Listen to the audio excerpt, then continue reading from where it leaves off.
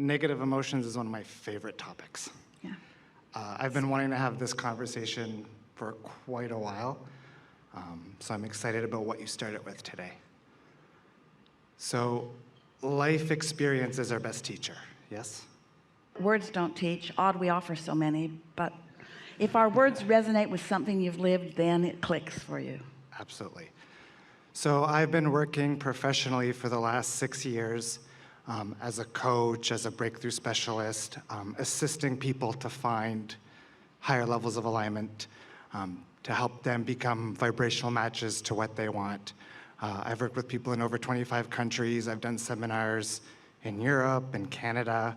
I've personally manifested, a 7-figure amount of money, a dream relationship. I've had a lot of success and seen a lot of success in my clients. And I would say the key to the work that I do and my approach to all of this is to look at what somebody has present in their vibration, in their attraction point, that's preventing their cork from floating, because those are the things that are preventing those high and consistent levels of alignment. So you're identifying the resistance through the evidence that is manifested. Absolutely. That's exactly what I do. And yeah. how are you able to highlight them without advancing them? Well, physical reality doesn't lie. Physical reality is always showing us what we have going on. Well, we agree with you. It's easy to find the culprit. What we're asking you is, how are you causing the culprit to fade into nothingness? We look at the emotions that present themselves in those circumstances. More discovery of the culprit. Yeah, and then we shift the perspectives behind those emotions. So we identify the reason that people are holding on to these emotions and shifting them out of them. And in my experience, most people are carrying negative emotions that they don't realize that they're carrying. So for sure. And so helping them understand that they are there really is the first step. Absolutely. But Absolutely.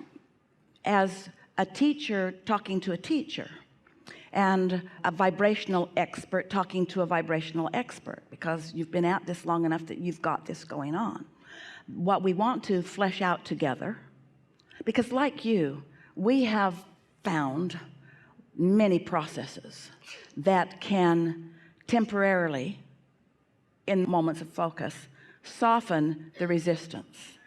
And we've noticed that the more often that resistance is softened, then the more of what is desired is allowed.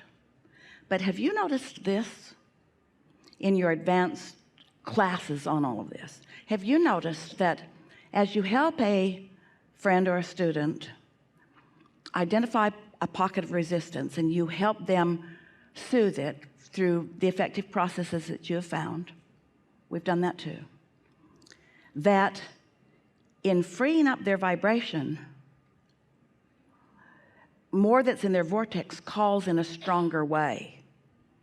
So it calls in a stronger way, which means a whole other level of resistance comes to the forefront that the new desire is now challenging. Does that make sense to you? It's like this desire aggravates this resistance, which I soothe through these processes. And once that aggravation is stopped, then I'm free-flowing toward these desires, which are more, which aggravates a new set, which then I can apply processes to, which softens them, which causes more desires that I didn't even see coming, which aggravates a whole new set. So then life just becomes a constant putting out of brush fires, because there's a never-ending stream. Once I start fixing resistance, every level of resistance that I've ever lived will show itself to me to fix, because I'm getting way too excited about solving resistance. Now just stay with us just for a little bit, because we think this is good, and we think there are millions of people on this planet that benefit from that kind of understanding. But here, we're out here on the leading edge, where we're understanding the laws of the universe in a more powerful way. Would you agree to that? So what if there were a way to get out ahead? What if there were a way to just acknowledge where I stand right now and everything that's manifested and everything that is ever manifested, therefore every belief that I hold is not important to this equation if I can get out ahead of it, in the sense that I can connect with what's in my vortex. What if I could dream or daydream or visualize or dream at night? What if I could find somehow, some way, the vibrational frequency of who I really am now? What if I could just tune to that frequency? Because what you're talking about, and we know because it's been a part of our work too, there are a lot of people that's all they can hear, it's all they want to hear. But that would be like, going back to the radio station analogy, which is bulky, that there is this one station that is just awesome and tuned to everything that I am, that makes my heart sing. And instead of finding that frequency by tuning to it, I'm one station at a time getting them off the air. You off the air. You off the air. You were never good. Off the air. You came online when I was 14 years old. Off the air. You, my mother put you on.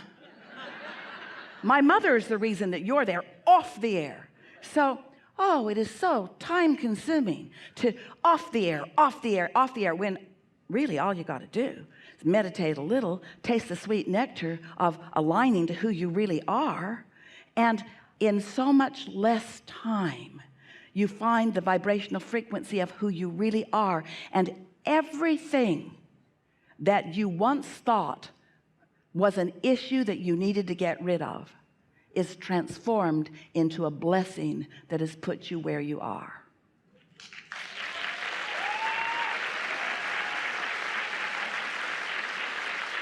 Now, we know for sure you're doing some of that.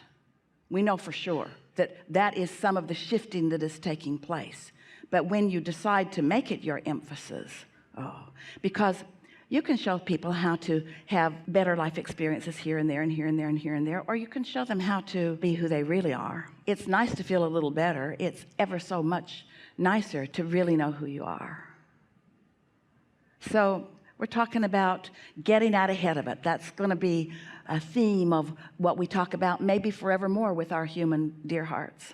Getting out ahead of it. And by that we mean getting out ahead of it where your vibrational reality is, getting out ahead of it where your inner being already is, getting out ahead of it in that next vehicle and that next vehicle and that next vehicle where the true thrills are. When you hit yourself over the head with a hammer for a while, it feels really good when you stop. And then you say, that was great success. What did you do? Well, I had this process, and they helped me to understand that hammer hurts when I hit my head with it. And they showed me how big the hammer is. They showed me how long the hammer's been there. They even showed me the dents in my head that the hammer's been making. And then they tied my hands. They made me afraid of all hammers. They gave me hammer phobia.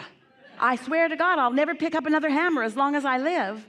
And we say, there's a better way than trying to rid yourself of resistance, because, the art of allowing is the path of least resistance. And the path of least resistance, as you hear this is going to be so important.